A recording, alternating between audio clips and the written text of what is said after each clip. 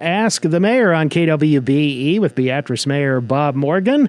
Good morning, Mayor. How are you today? I'm good. How are you? Good. Survive election and everything and ready to go. Yeah, it's always an interesting week. We made it through the election, and as with every 4 years, you have winners and losers. And as I told a couple of my kids, one of the things about Nebraska is we're kind of in the middle and kind of one of those states where hopefully what's more important is what we have at home. Mm-hmm.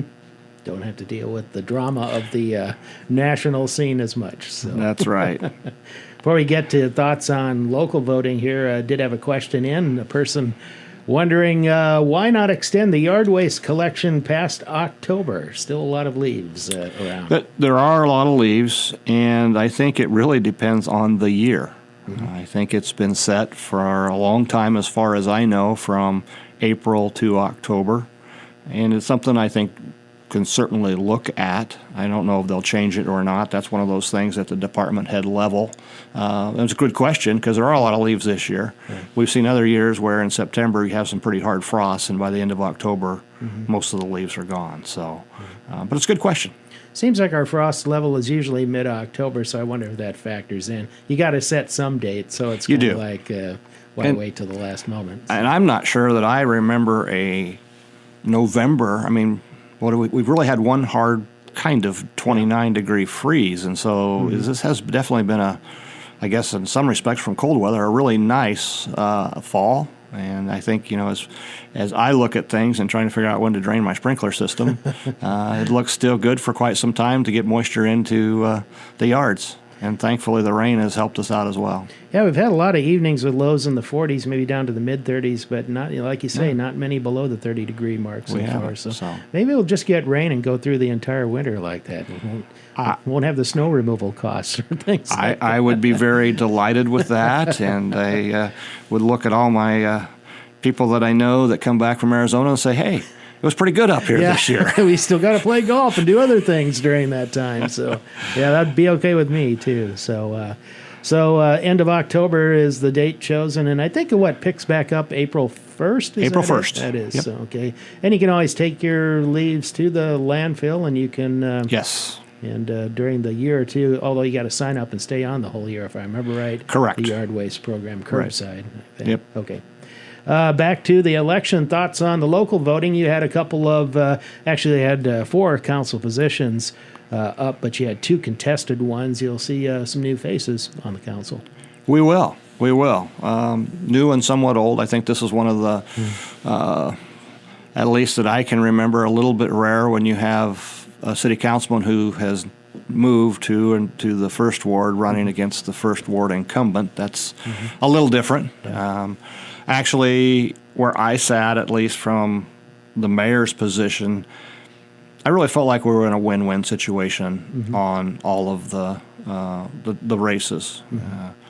Dana Heido and Rich Kerr, they ran a very close race, as you said, and both, I think, would have done a very, very good job.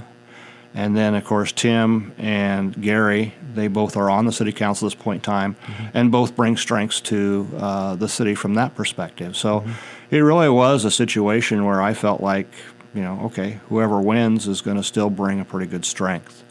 I think, Tim Fralin has done a great job representing Ward 1 and being a team player on the city council, and I thank him for his time.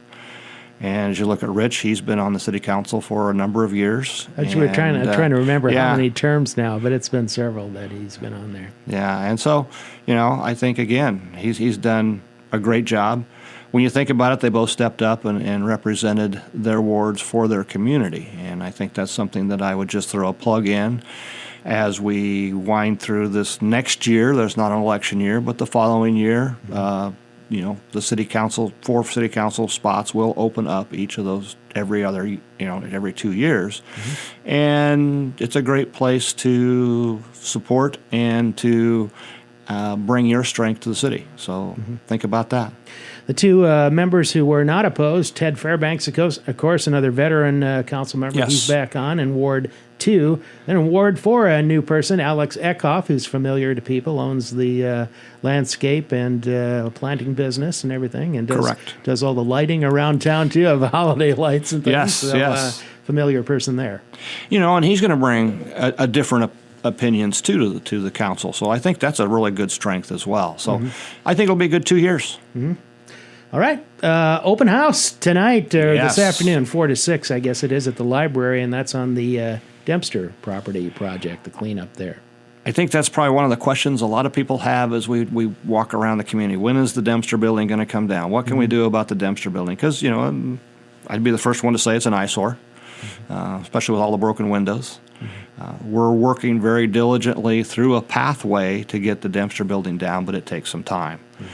I think that will be a really interesting open house, and we'll kind of lay out a little story of Dempsters and what it takes to tear it down and what it might be once it's torn down. So I think it's a great time to come and get educated on what the Dempster Committee has been working on from the City Council perspective, and I know they will be there to talk to people as well about some of the challenges that they've had and the city has had, because right now there's still 2 parcels we don't own, and those will be highlighted. How many in total? I was trying to remember. I think there was 5. 5? Okay. 5 or 6. All right. We've purchased all but 2. I think we're trying to get one yet the end of this year, and I think, if I remember correctly, the last one will be sometime in 2025. And so as we work for grants to tear down that project, realistically, we have to own all the property. So it's one of those things that I think the City Council committee for Dempsters has done a great job. I think the other thing that is people may or may not know is that they've gone up and met with the folks in Lincoln, the NDE, and have really immersed themselves in this project and learned a lot about the project and what it would take to get it down. So great opportunity to learn. And great opportunity, really, for some facts that we may or may not know. I think this open house is a little bit different than what you see because it is looking at a building that has been in the community for a long time, and historically, it's unfortunately time for it to go away. In your city administrator's regular report, which is updated monthly, I know on the right side there's always the estimated time completion, and this one it just says years. There's not but it does take several years. This is a huge undertaking when you look at not just the main plant building along South 6th, but things behind it and the site itself. Right, and then the other thing that we have to remember is, and again, I encourage you to go to the public library and not just rely on what I'm going to say, because it is interesting. There's also a bunch of work we're going to have to do with the dirt that's underneath Dempsters to clean it up. And so that's also part of the story that you will see at that particular open house. What's your level of confidence on getting a Brownfields program grant through the EPA on this one? Those are usually, when you see the ones they do award, they're for pretty major cleanups or things that are really, a present hazard that could last well into the future. I'm optimistic. I think we're at least at 50-50, maybe a little higher. I think when you know what's underneath the floor, because typically a brownfield grant doesn't involve money to tear down a building. And the reason they would tear down a building is because of the toxic soil underneath the building. And I think we've done a pretty good job of documenting that there's quite a little bit of stuff underneath there, and I think some of it's identified and some of it isn't. And so I think once we own all the partials, we can really move forward and make a pretty good case that we need some help to get rid of our tainted soil underneath that building. When you do reach that point when demolition is fully going, is it something you'll do west to east? Do you go on the east side and take down the big eyesore first, or what's your preference? Well, I think the preference would be to get rid of the eyesore right away, because then you'll see some work has been done. Because we've taken a building or two down in the back part, but you don't see it. Yeah, and too many trees. It just doesn't, and the big building's in the way. And so, when people are really going to notice is when that particular building goes down. Okay. Back with more on Ask the Mayor with Mayor Bob Morgan in just a moment on KWBE. Back on Ask the Mayor with Mayor Bob Morgan today as we talk about City of Beatrice governmental issues. The City Council on Monday night voted to accept study recommendations, or the studies that were done by a consultant regarding a couple of drainage basins in City of Beatrice, the Belvedere area, and the Tributary 44, as it's called, East Beatrice. A lot of recommendations, a lot of money. How do you, where do you go from here, Mayor? Well, we have done, I think, a really good job of learning how to get grants. Mm-hmm. And so those will be some concentrated areas that we will look at for grants, because some of those costs are pretty astronomical, in the millions of dollars. I think we'll continue to look at ways that we can, ease some of what's in the report. And I think the city administrator made a really good point. A lot of the issues that were created in the Belvedere area or Tributary 44 were some of the old building practices when we were developing those particular land sites. Today's standards has really changed, where you're not really, if you develop, you have to make sure you have a plan for water runoff. And so as new developments go through, you see detention ponds, and you see maybe even retention pond, depending on what the situation is in those areas, to try to alleviate any more issues of water running. I think, as we talk about developing Lincoln and Paddock, both of those have detention areas that are not only used for recreation, but will hold water for major rains and don't cause some issues. So I think the report pointed out that Tributary 44 was probably a little bit more of a need than Belvedere, because I think a 50 or 100-year flood could affect 52 properties. I think that was it, yeah. So that's one that you kind of, you have to kind of, with that much money, you have to really balance out where do you start, or what do you do, and how do you move forward. But the big question is, where are we going to be able to find the money? Yeah. The recommendations in some cases for culvert or upsizing culverts, right. Is that low enough hanging fruit, or are those pretty expensive too to replace? Well, it depends on how much it affects the street. Yeah. So if you have to tear out large sections of street or the street and then put in the culverts and then put them back in, you're looking at a pretty major expense. Mm-hmm. So I think those are the things that they'll wade through, and we'll take a look at how the best to move forward. I don't think you'll see anything move forward in the next year or two. We have to, prioritize everything that we've got going on in the city. Mm-hmm. So it kind of seems like retention is maybe the primary thing for now? Right now, yes. And I think the win for both of those is, at least now we have a plan on the shelf that says, when you look for grants, you kind of go, okay, what type of grants can we get? And one of the things we learned from the RAISE grant is that we had a lot of studies done beforehand, and we had the master plan ready to go. And so if there is something that would help Tributary 44 or Belvedere, now we have the roadmap and the plan ready to go that we can include in that particular grant. And that is huge. Mm-hmm. They know it's not just applying for the money, but it's also saying, okay, they know what they want to do with it. Yeah. The contract you have with Merchant McIntyre that you did that's coming up for renewal, isn't it? I believe we look at renewing that in January. Okay. I think right now, I would say there's a 99% chance that we're going to renew with them. Mm-hmm. Grants have gotten so competitive that you need some edge and some help. Mm-hmm. And they've done you look at the big one that they did, and you're thinking, wow, that's great. But on the other side of the coin, they've gotten us some other grants as well, and they know what grants are really good for us to apply for, and what grants we're just not going to have a chance, or it just doesn't fit Beatrice. Mm-hmm. And there's some value in that too on the back end, as we look at the people in the administration trying to work on those grants, plus do 3 other jobs. Mm-hmm. Have there been instances where you, just in this year that you've had them, or this consulting year, have there been instances where you said, hey, we want to seek this, and they just said, no, you better not try that? Specific ones, I mean. I can't name them right now, but yes, there have been. Mm-hmm. And they're also good about, giving us a list of all the grants that might be available for Beatrice, and they'll outline, not really percentage, but good chance, not going to happen, and go down that list. Mm-hmm. So, how valuable have they been too in not necessarily grants but budget allocations at the federal level? I mean, like things that are in appropriations at that level of government. Has that helped out the city? I was thinking like on the airport, things like that. Maybe that was some aid, or did that precede the consulting? No, those were appropriations that we got. Mm-hmm.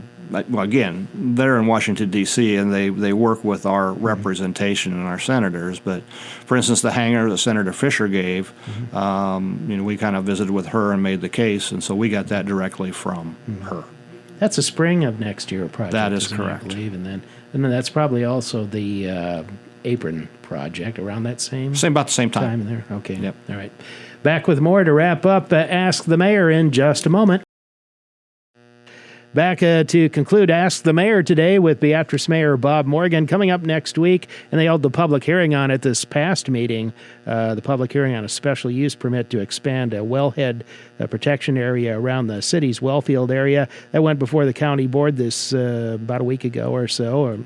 And now action likely at this next week's meeting. Having sat through the public hearing, what was your impression of, the various viewpoints that were given there? Well, I mean, first off, I understand the neighbors and their concerns as they got some concerns about water quantity and flow.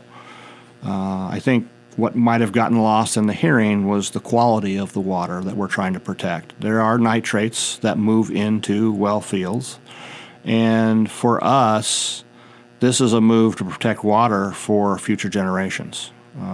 As I went through kind of things with the city administrator and other facts, one of the things that I was amazed at is with the population of Gage County, we provide 57% of the water to those residents. Mm-hmm. And that could be outside of the city limits, it could be Philly, and it could be inside the city limits.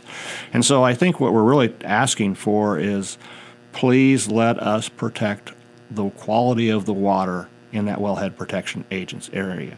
We're not ready to sink a well. We don't necessarily need it. But we certainly want to make sure that in 20 years or 30 years, we don't have a high nitrate well that, doesn't really do us as much good. I mean, we want good, clean water. Mm-hmm. And, I certainly understand we also need water for irrigation and farming.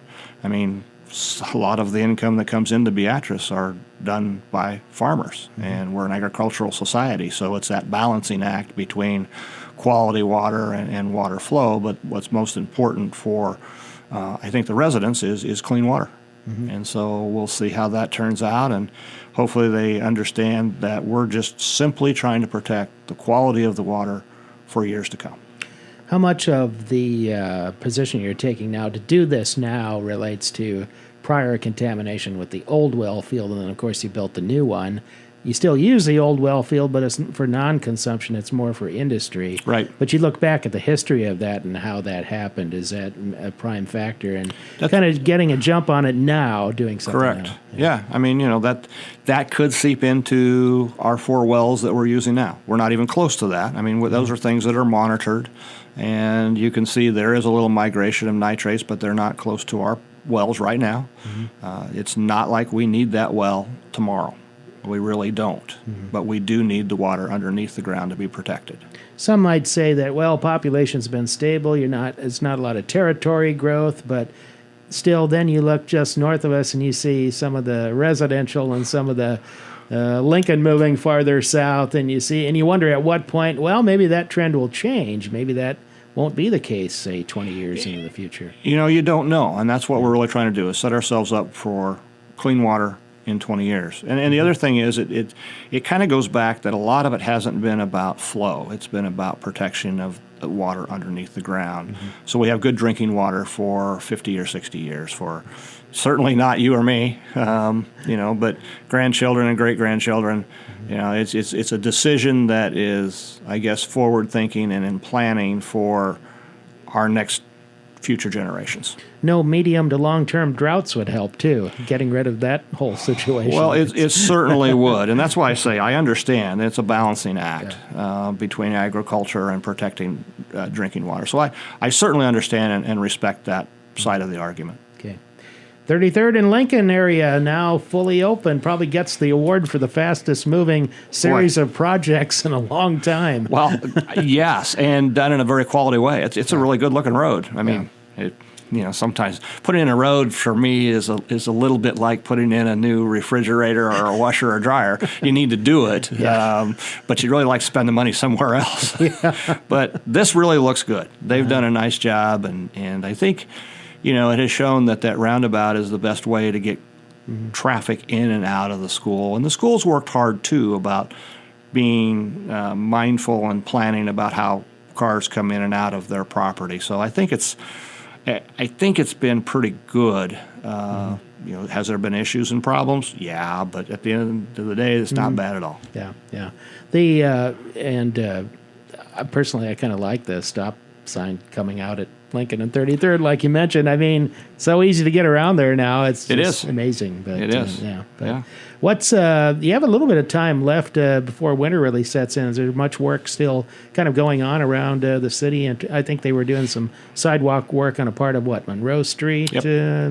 They're still wrapping up. There's some sidewalk projects. There's some intersection projects. There's definitely crack and seals going on.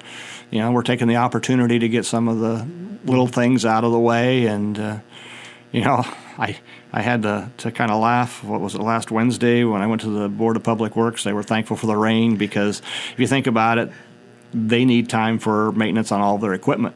Yeah. And it's been a go. So, I think there's even ways to sneak in a little bit of time to get things set up. And as much as I hate to say it, probably putting on the snow equipment in the back of some of the dump trucks is getting pretty close. Probably, if they're not already on the trucks, they're lined up there so you can move in and attach and be ready to go. It could happen any day. And I noticed today there was snow in eastern Colorado moving into western Kansas. Don't think it's going to meet us here yet, but any day now. We do know it's going to happen. Yeah, that's for sure. Goes back to that leaf thing, too, we were talking about earlier. But kind of an interesting thing. It was brought up, I think it just kind of mentioned as a sidelight at a Board of Public Works meeting recently, is some work your electric department had to do to raise up utility lines, get things out of the way for kind of a major transport through town. There was a major transport of some very large equipment. I will honestly say I didn't see them transported through town because I think it all happened on Sunday and Wednesday nights at very, very late hours or early the next mornings, where we had to have our crews out there to help raise lines, and in the process, I think we had to actually raise some utility lines and poles. They're headed to Hastings. I'm not sure what company, but they're really large pieces of equipment, and the only way they could get through and transport was through here when you look at bridges and those type of things. One of the things that was really nice about this, and the only reason that we did all that work, was because it was a partnership with the shipping company and the company that had the equipment, and they paid for all of the overtime. They paid for any infrastructure that we had to change and those type of things, not only for the city, but all across the county and all the way to Hastings. Good thing you mentioned that. I was just going to ask you, what about the person who says, well, how much did that cost us? Yes. We actually did get some work done that we had planned on doing at their expense. So it was a win-win. Yeah. Okay. I never saw them come through either. I was thinking it would have been interesting to be out there. Maybe they still have some to do, or are they totally over with it now? I'm not 100% sure, but I don't think I remember seeing the billboard sign that said they would be closed Sundays and Wednesdays, so I think they probably are done. I should say, Pat Feist, if you're listening, please email me. I'd like to get a photo of that sometime when they're coming through town, but maybe he will.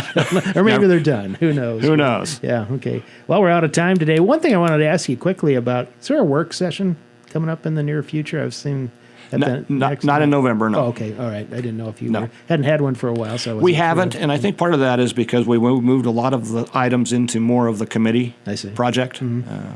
But no, there will not be one in November. December is one of those holiday months, so we probably won't have one there. Don't want to set a lot of meetings if you don't have to. I do think we'll have one in January. We're going to highlight what the past 2 years have brought to the community. And you'll be swearing in new council members in early December, too. We will. That's true. All right. Mayor, thanks for being with us. Thank you.